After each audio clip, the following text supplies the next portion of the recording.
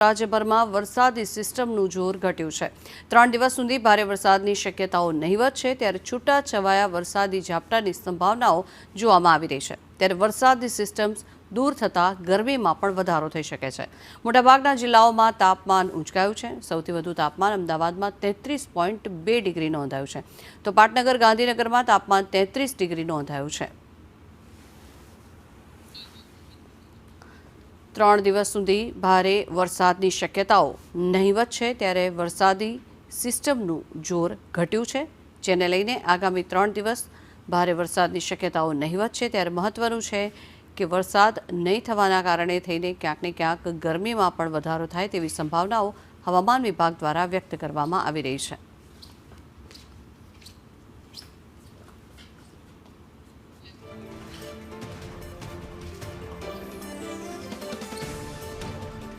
તો ગુજરાતમાં આગામી 3 દિવસ સુધી છૂટોછવાયો વરસાદ પડે તેવી સંભાવનાઓ છે। અમદાવાદ અને પાટનગર ગાંધીનગરમાં પણ છૂટાછવાયા વરસાદની શક્યતાઓ હવામાન વિભાગ દ્વારા વ્યક્ત કરવામાં આવી છે। ત્યારે વરસાદી સિસ્ટમનું જોર ઘટ્યું છે અને જેને લઈને 3 દિવસ સુધી ભારે વરસાદ નહીં થાય, પરંતુ છૂટોછવાયો વરસાદ થાય તેવી સંભાવનાઓ હવામાન વિભાગ દ્વારા વ્યક્ત કરવામાં આવી છે।